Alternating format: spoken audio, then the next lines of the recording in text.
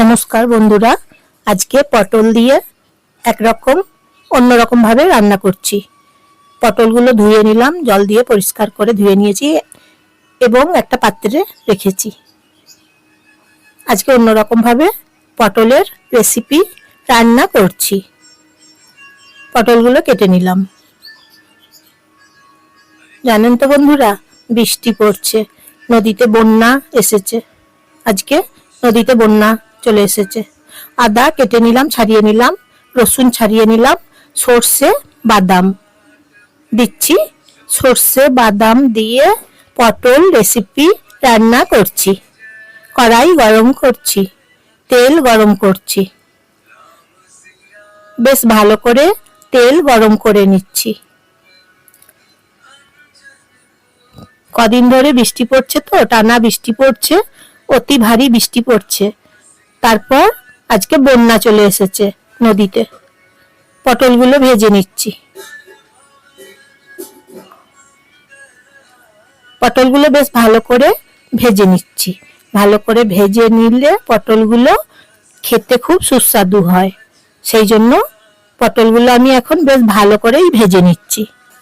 তারপর ভাজা হয়ে যাবার পর অন্য পাত্রে রেখে দেবো।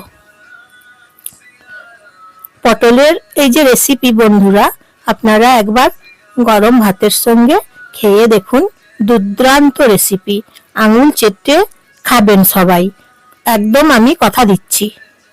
এইভাবে পটল রেসিপি রান্না করে নিলে বাদাম সর্ষে দিয়ে, নুন দিচ্ছি পরিমাণ মতো।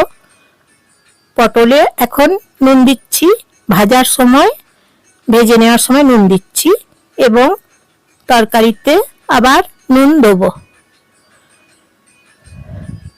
আমি জয়া, আপনারা জয়ার রান্নাঘর থেকে সবাই নমস্কার নেবেন বন্ধুরা, সবাই ভালোবাসা নেবেন। সকালের শুভেচ্ছা। ধনে গুঁড়ো দিচ্ছি। বৃষ্টি ভেজা শুভেচ্ছা বন্ধুরা, আজকে আপনাদের জন্য আছে বৃষ্টি ভেজা শুভেচ্ছা আপনাদের জন্য। কেমন আছেন সবাই বৃষ্টি ভেজা দিনে? জানাবেন আপনাদের ওদিকে কি বৃষ্টি পড়ছে। জানেন তো এখানে অতি ভারী বৃষ্টি পড়ছে। পটল এখন ভাজা করে অন্য পাত্রে তুলে রেখে দিলাম। তারপর এখন নুন দিচ্ছি, মশলা কষে নিলাম। কাঁচা গন্ধ নেই, কাঁচা গন্ধ থাকবে না ততক্ষণ আমি মশলা কষে নিলাম এবং জল দিয়েছি। প্রথমে সামান্য জল দিয়ে মশলা কষে নিয়েছি এবং পরে আবার জল দিয়েছি। বাদাম বেটেছি তো, তলাতে ধরে যাতে না যায় সেই জন্য জলটা দিতে হবে। জানেন তো বন্ধুরা, এইভাবে রান্না করে নিতে হবে।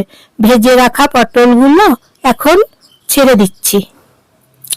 নেড়ে চেড়ে নিতে হবে, বাদাম না হলে তলাতে ধরে যাবে, সেই জন্য জল দিয়ে কষে নিতে হবে মশলা। এইভাবে পটলের রেসিপি একবার খেয়ে দেখুন বন্ধুরা, আপনারা বলবেন আবার খাবো। তাহলে বন্ধুরা একটা লাইক তাহলে করে দেবেন এবং একটা সাবস্ক্রাইব করে দেবেন বন্ধুরা। হ্যাঁ, এই যে দেখুন পটলের রেসিপি রান্না করছি, ঢাকনা দিচ্ছি। এইভাবে আজকে পটলের রান্না করে নিচ্ছি গরম ভাতের সঙ্গে, একদম ফাটাফাটি। এই যে দেখুন, তারপর রুটির সঙ্গে পরোটার সঙ্গেও খাওয়া যাবে। পটলের রেসিপি একদম অন্যরকম ভাবে আজকে পটল রান্না করছি। পটলগুলো লম্বা সাইজ করে কেটে নিয়েছি, খোলা ছাড়িয়ে।